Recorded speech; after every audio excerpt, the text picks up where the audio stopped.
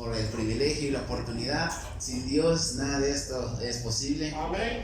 Le doy gracias a mi pastor también por la confianza y por la oportunidad. Y de verdad le doy gracias a usted por hacerse presente.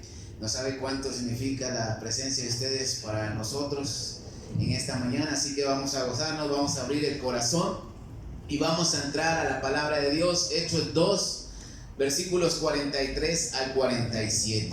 En esta mañana quiero hablar un sermón, pues a manera de enseñanza de la palabra de Dios, y espero ser claro, espero Dios me dé dirección y las palabras correctas para que pueda ser entendible. Hace unos días vi un video acerca de una pastora que empieza desde el púlpito a decir que el dinero es de Dios. Y le habla precisamente a una hermana y le dice: hermana, si usted trae $100 en este momento, tráigamelos porque son de Dios, le dice. Entonces la pastora esta empieza a imponer esta orden, empieza a decirle: tráigalos, no se oponga porque esos $100 son de Dios. Y el dinero que ustedes traen en esta mañana es del Señor, empieza a decir ella.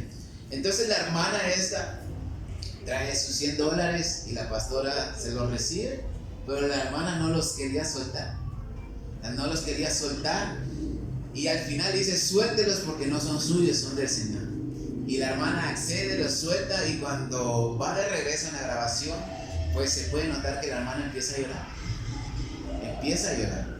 Ahora, ¿por qué le digo esto? Porque dentro de la iglesia, dentro de la congregación o dentro de la obra de Dios, muchas veces se nos pueden imponer cosas que van en contra de nuestra voluntad propia. Esta hermana empezó a llorar porque no quería soltar sus $100. Más o menos serían como 760 quetzales. Ahora, el deseo, mis hermanos, como cristianos, para esta iglesia, para esta congregación, es un avivamiento de Dios. ¿Cuántos dicen amén? Que haya presencia de Dios, llenura del Espíritu Santo, crecimiento numérico, económico, conocimiento, crecimiento del conocimiento de la palabra de Dios y de un mover de Dios. Ahora, hemos orado muchas veces por este avivamiento y Dios puede darnos ese avivamiento, pero primero debemos tomar en cuenta algo muy importante, y lo vamos a ver claramente dentro del texto que vamos a leer, y me va a entender del por qué le di la introducción, el ejemplo de esta hermana que no quería soltar el billete de $100. Y vamos a entrar a la palabra de Dios. El sermón se llama La importancia de la voluntad, y vamos a ver el texto principal, Hechos 2, del 43 al 47. Dice la palabra de Dios: a todos les sobrevino el temor ante las muchas maravillas y señales de los apóstoles que los apóstoles realizaban. Quienes habían creído se mantenían unidos y lo compartían todo y tenían en común todas las cosas. Vendían sus propiedades y sus bienes y los repartían a todos según la necesidad de cada uno. Todos los días, con perseverancia y unánimes, se reunían en el templo y partían el pan en las casas y comían juntos con alegría y sencillez de corazón.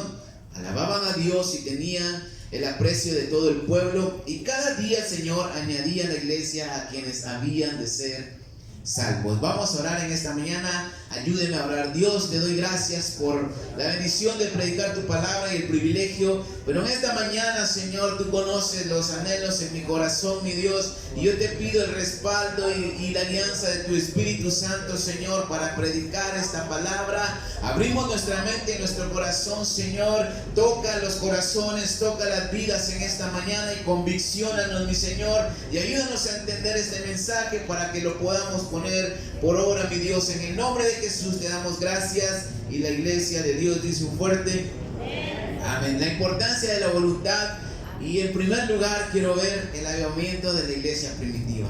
El texto leído, mis hermanos, es un primer resumen que el escritor del libro de Hechos, quien es el doctor Lucas, lo escribe y lo detalla. Y si usted lee el título del texto, dice: la vida de los primeros cristianos. Antes de la ascensión de Jesús al cielo, les dio instrucciones a sus discípulos, y la Biblia dice que después de que Jesús resucita, se les aparece a los discípulos y estuvo con ellos durante 40 días hablando acerca del reino de Dios. Eso lo puede leer en Hechos 1. Estuvo con ellos 40 días. Ahora ellos debían seguir predicando sobre el reino de los cielos, de cómo ahora el perdón y la reconciliación con el Dios Todopoderoso era posible a través de Cristo Jesús. Hechos nos dice cómo la iglesia primitiva experimentó ese mover de Dios. Dios trajo un avivamiento poderoso a esa región, que la gente se salvaba por cantidades grandes. Durante el primer y segundo discurso o predicación del apóstol Pedro, la Biblia dice que se salvaron 8,000 personas.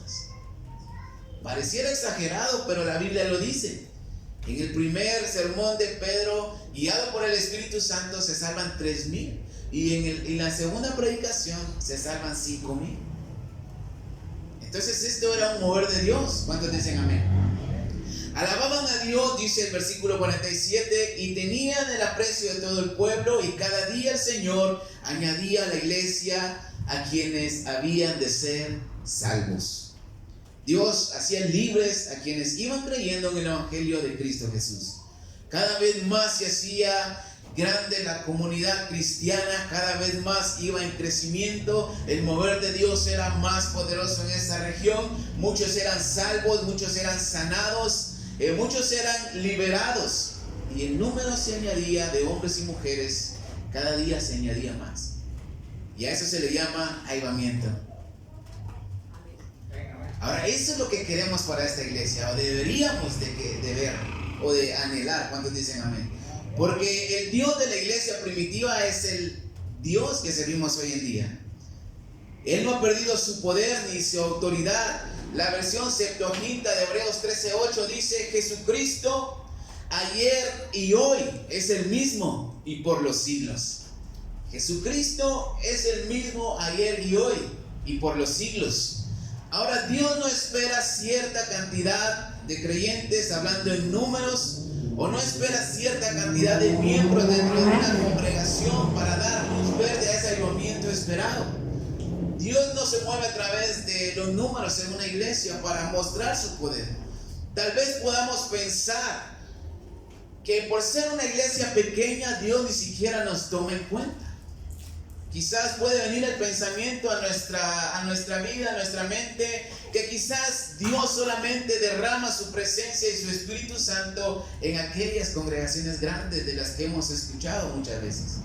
Aquellos edificios grandes, ostentosos, donde la iglesia tiene un mejor equipo de audio y video, donde quizás la gente esté en unas mejores instalaciones. Ahora, ¿será que Dios solamente se mueve en esos lugares? Entonces la pregunta en esta mañana es: ¿qué se requiere para poder tener un avivamiento y un mover poderoso de Dios a nuestro favor? O para esta iglesia. Hay algo quizás tan sencillo que podemos ver que la iglesia tenía. Y espero en esta mañana poder explicarlo bien, porque mi propósito, mis hermanos, es que podamos aprender de este ejemplo de la iglesia primitiva y de la palabra de Dios. Honestamente le digo, he estado orando mucho por este sermón y tengo la convicción de que Dios nos va a tocar a cada uno y va a traer convicciones a nuestras vidas. Vamos a leer Hechos 4:32 al 37. Este es otro resumen, el segundo resumen que hace Lucas de la vida de los cristianos. Todas las cosas en común. La multitud de los que habían creído pensaban y sentían de forma unánime. Ninguno consideraba como propio nada de lo que poseía, sino que todas las cosas las tenían en común. Y con gran poder los apóstoles daban testimonio de la resurrección del Señor Jesús, y gracia abundante se derramaba sobre todos ellos. No habían traído ningún necesitado, porque quienes poseían heredades o casas las vendían, llevaban el producto de lo vendido y lo ponían a disposición de los apóstoles para que éstos lo distribuyeran conforme a la necesidad de cada uno. Ese es el segundo resumen. Ahora, los dos textos son muy similares. Y yo noto algo aquí, mis hermanos, que ellos tienen y que la verdad yo lo anhelo y lo quiero tener. Y esto es voluntad propia para hacer la voluntad de Dios. Ellos tenían todas las cosas en común y no había ningún necesitado entre ellos. Y no consideraban nada suyo de lo que poseían. Ahora, para lograr entender esto y lograr expresar esto, necesitamos voluntad propia. No solamente de decir, yo voy a dar tal cosa, o yo quiero o anhelo tal cosa, sino debe haber una convicción y una voluntad.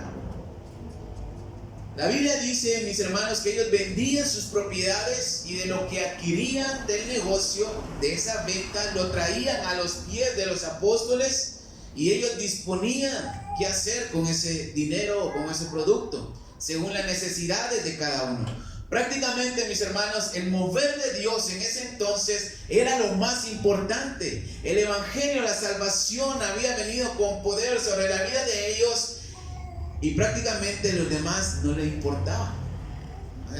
Sus posesiones, lo que tenían, pasaban a segundo plano porque ahora ellos habían entendido a través del evangelio de que eran salvos y estaban reconciliados con Dios una vez más. Lo sorprendente es de que ellos eran movidos no por imposición, ni por obligación, ni por emociones, sino por convicciones que vienen por la voluntad propia. La palabra voluntad significa capacidad humana para decidir con libertad lo que se desea y lo que no.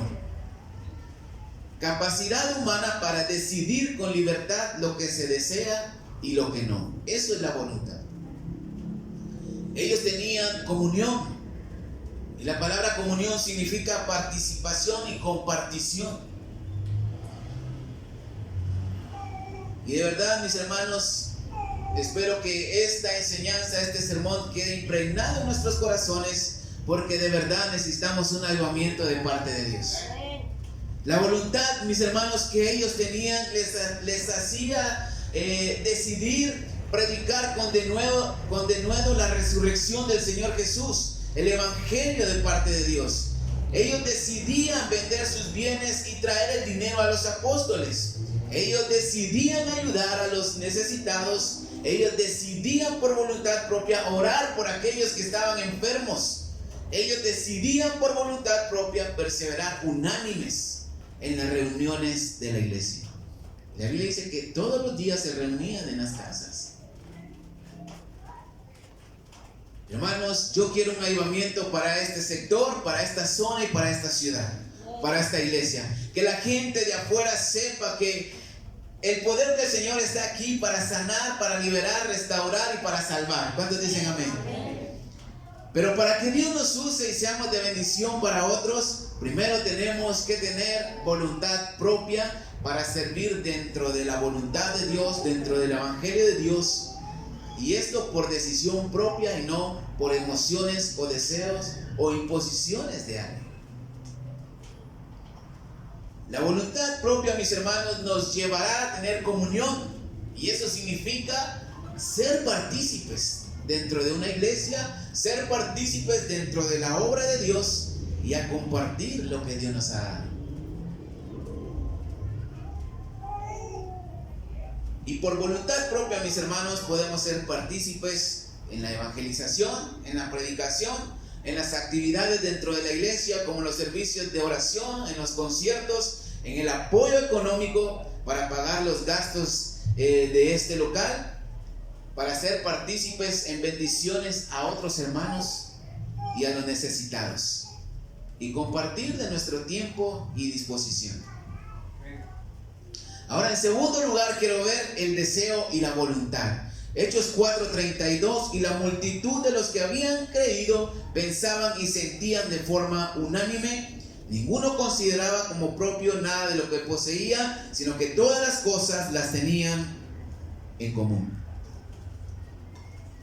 Ahora, el deseo y la voluntad pareciera que son sinónimos, pero es todo lo contrario. Son polos opuestos. Y ahora lo voy a explicar.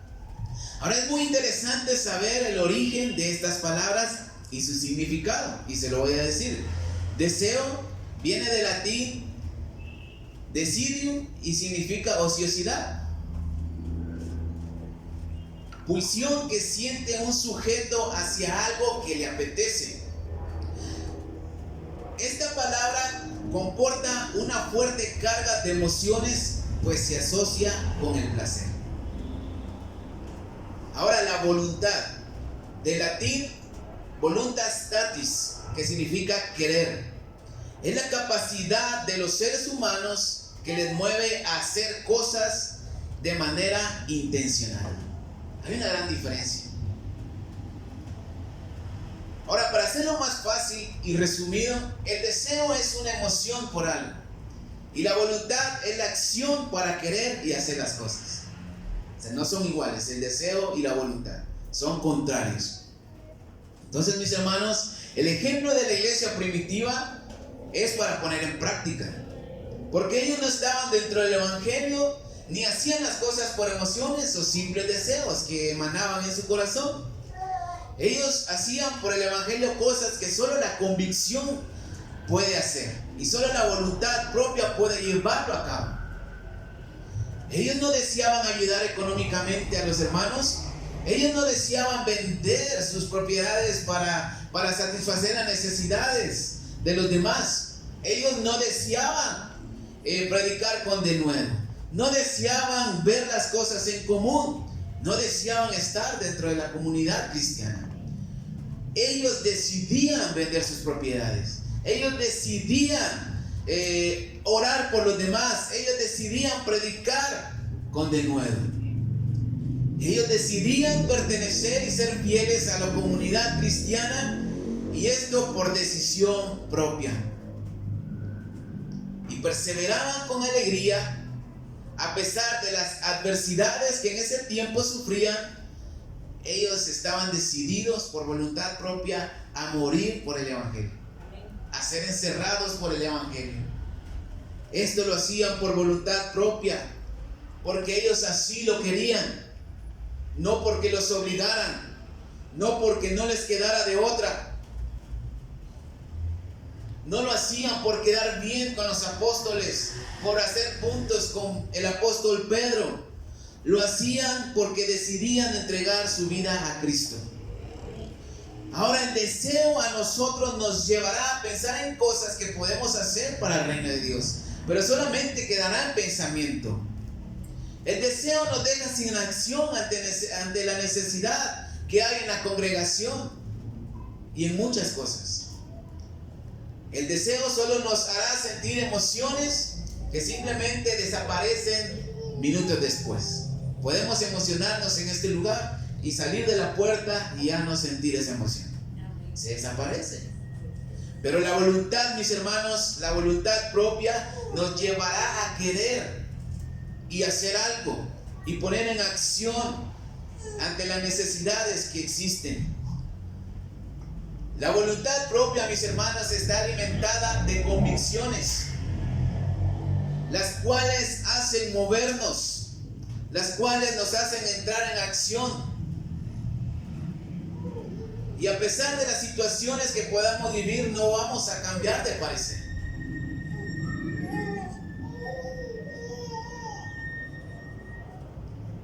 La convicción o la voluntad, mis hermanos, hará que prediquemos su palabra a los que no le conocen. La voluntad hará que seamos generosos, que tengamos comunión los unos con los otros.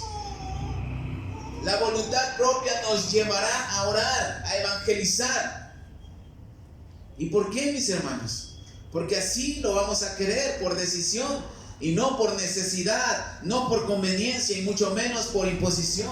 Porque aquí no se nos impone nada. ¿Cuántos dicen amén? Se nos enseña. Entonces tenemos la libertad de decidir por voluntad. Ahora, el avivamiento que experimentó la iglesia primitiva no se basó en buenos deseos y en buenas vibras que tenían los cristianos.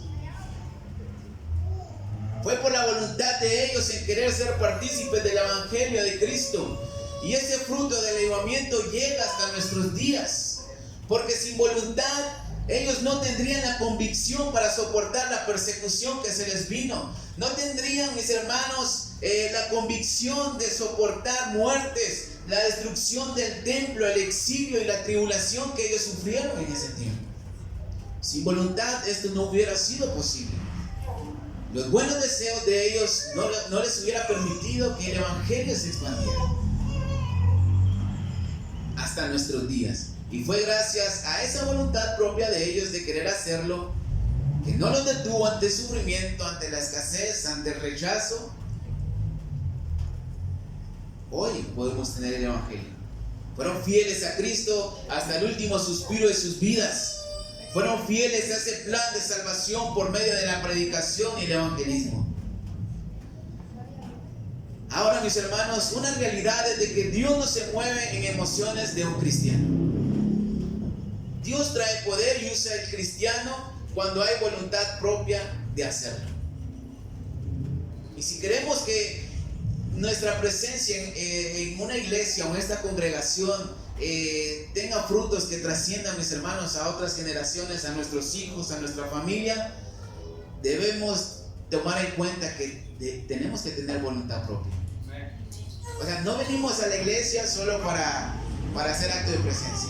O sea, venimos porque necesitamos de Dios. ¿Cuántos dicen amén? Porque le hemos conocido, pero debemos tener voluntad propia para que lo que hacemos aquí trascienda y bendiga a otros, así como lo hizo la iglesia primitiva. Por voluntad propia que debemos tener.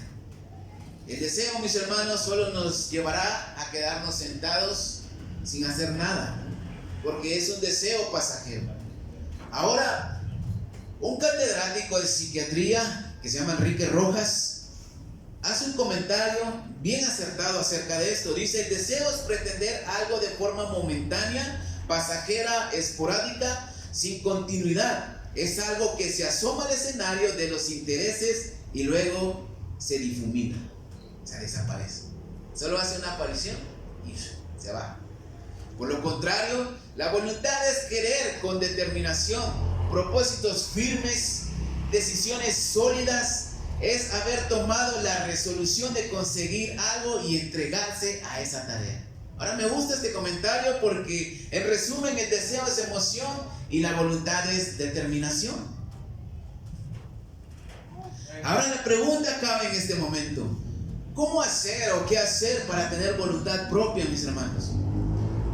¿O cómo saber la diferencia entre un deseo y la voluntad propia?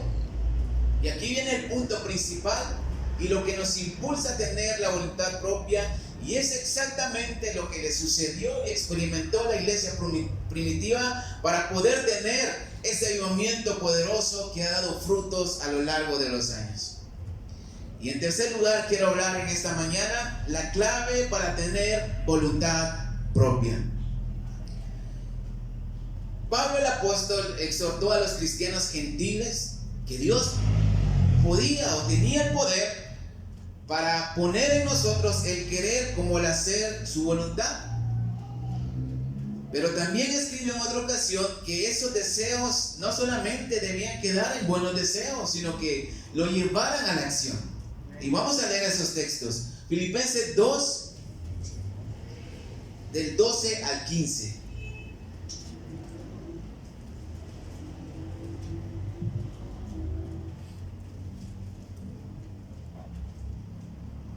Filipenses 2, del 12 al 15. ¿Cuántos lo tienen?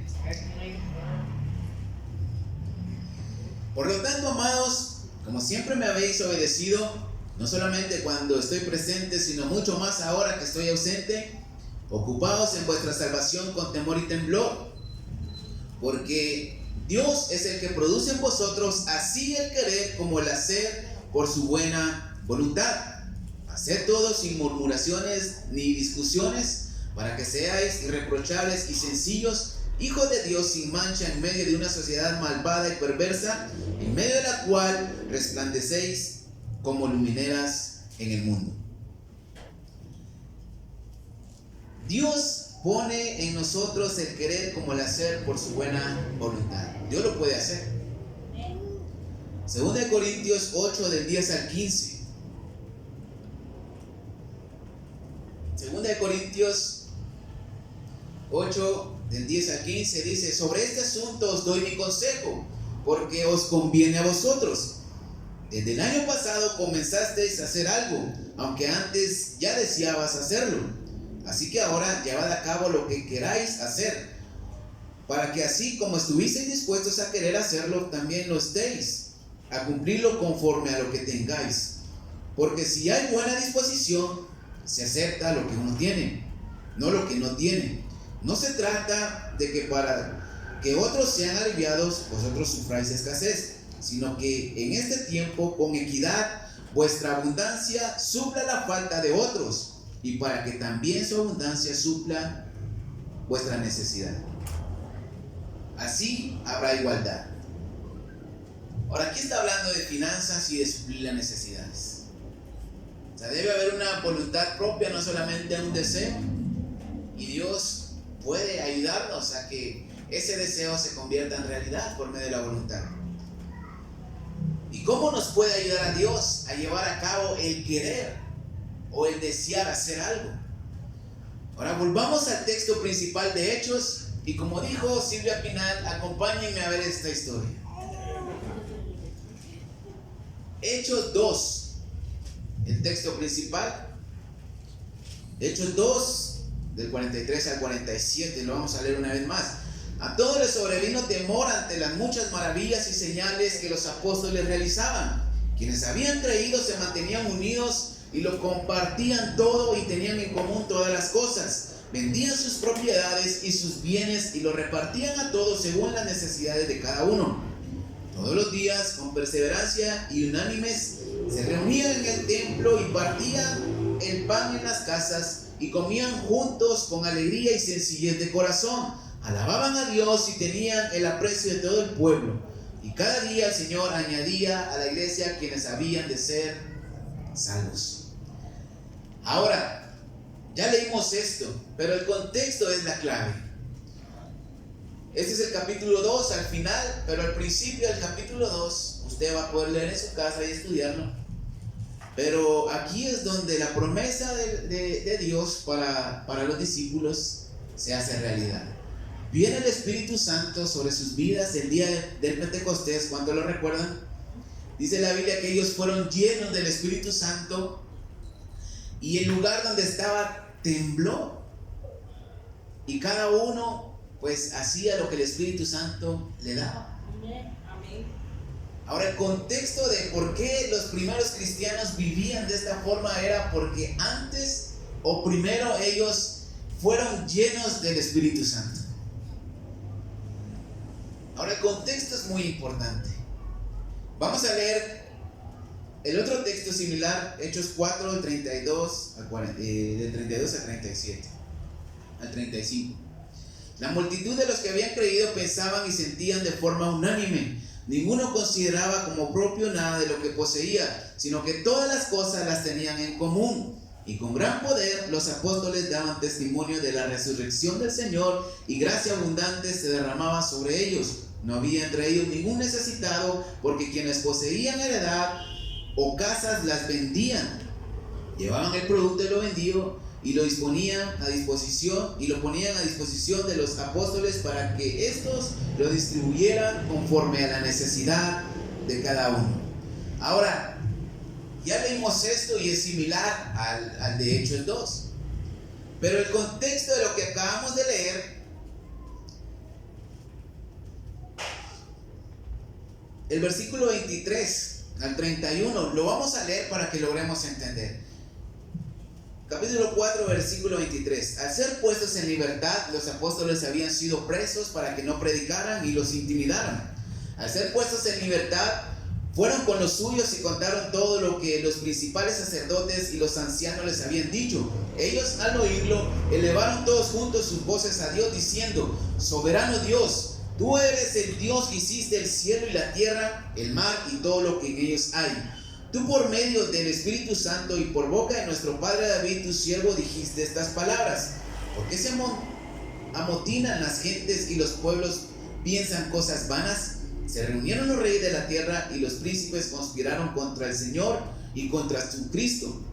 Y realmente es cierto que en esta ciudad Herodes y Pilato se confabularon con los gentiles y también con el pueblo de Israel contra tu santo Hijo Jesús, a quien ungiste, para hacer cuanto tu mano y tu consejo habían determinado antes de que sucediera. Esto es la salvación. Y ahora, Señor, mira cómo nos amenazan, y concede a tus siervos anunciar con valentía tu palabra, mientras extiendes tu mano para que se hagan sanaciones, señales y prodigios mediante tu santo Hijo Jesús. Cuando terminaron de orar, el lugar en el que estaban congregados tembló, y todos fueron llenos del Espíritu Santo y hablaban con valentía la palabra de Dios. ¿Se da cuenta? Después de orar, ellos fueron llenos del Espíritu Santo. Y el lugar tembló y cada uno predicaba con valentía. Por eso le digo, el contexto es muy interesante y muy importante. Entonces, queda claro que la llenura del Espíritu Santo es el poder fundamental para poder tener un avivamiento de poder de parte de Dios. Jesús les había dicho antes de ascender al cielo a sus discípulos que esperaran en Jerusalén la promesa de Dios. Juan había bautizado con agua, pero que ellos serían bautizados con el Espíritu Santo no dentro de pocos días. O dentro de pocos días. Esta promesa se lleva a cabo en Hechos 2. Y luego ellos reciben el poder del Espíritu Santo para predicar con denuedo el Evangelio. Y donde muchos creen, se salvan y son bautizados en agua y con el Espíritu Santo.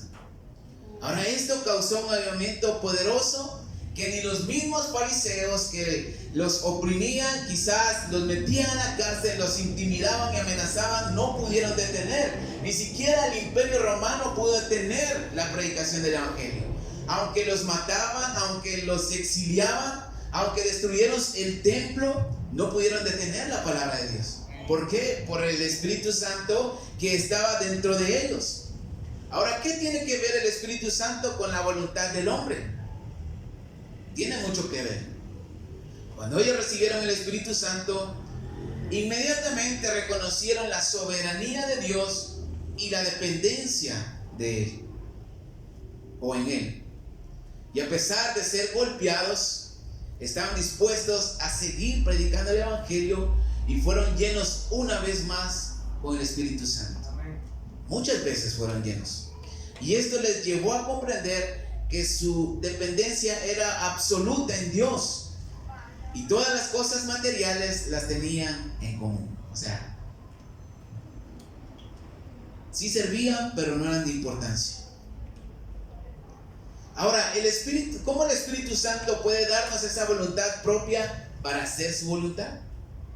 Pablo dice en Gálatas 5:22, en cambio el Espíritu de Dios nos hace amar a los demás, estar siempre alegres y vivir en paz con todos. Nos hace ser pacientes y amables y tratar bien a los demás, tener confianza en Dios, ser humildes y saber controlar nuestros malos deseos.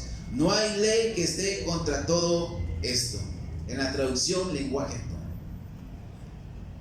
Los frutos del Espíritu Santo. En la versión que tenemos habla de la bondad.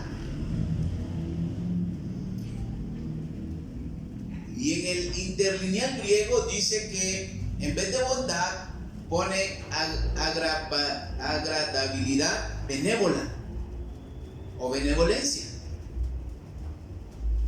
Ahora, ¿qué es ser benévolo? Esto es tener buena voluntad o afecto hacia alguien más. Esto es ser benévolo. Ahora, no quiero forzar los textos para respaldar lo que estoy diciendo, pero la realidad, mis hermanos, es que el Espíritu Santo sí puede activar esa voluntad propia en nosotros para hacer algo por la obra de Dios. ¿Cuántos dicen amén? Como siempre repetimos aquí, el Evangelio no se trata de nosotros, se trata de los demás.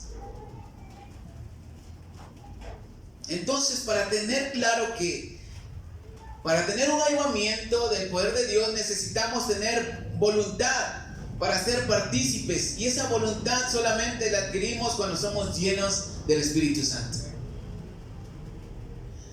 Cualquier cosa que queramos hacer para la obra de Dios, sin llenura del Espíritu Santo, simplemente será un deseo. Un deseo efímero.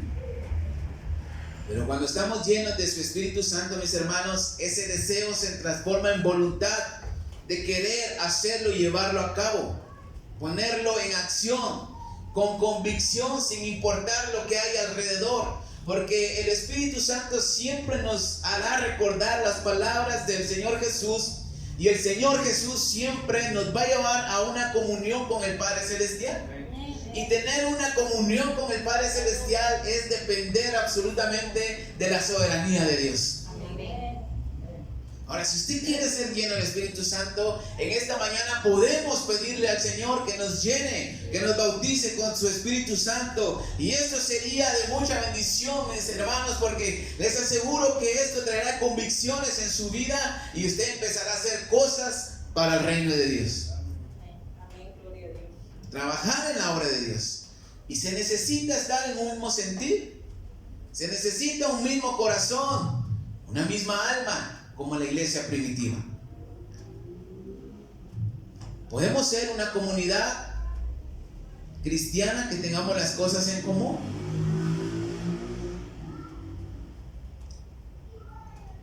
Podemos ser una iglesia en la cual podemos estar en un mismo sentir y ninguno de nosotros pase por necesidad extrema. Porque esa misma voluntad no solamente llevará a hacer algo por los demás allá afuera, sino que también a los de aquí adentro, a nosotros mismos. Sin necesidad, mis hermanos, que se nos diga o que se nos imponga. ¿Sabe, hermano? El avivamiento de la iglesia primitiva implicaba varias cosas. Primero, la voluntad, el tiempo, el dinero, la predicación, el suplir necesidades. Y para esto se necesitaba el Espíritu Santo y los frutos del Espíritu Santo. Hermano, esta obra necesita de nuestra inversión económica. Necesita de nuestro tiempo, de nuestra voluntad propia, de nuestra disposición. Es tiempo de anhelar, de querer ese avivamiento esperado. Pero solamente por el Espíritu Santo vamos a poder experimentar.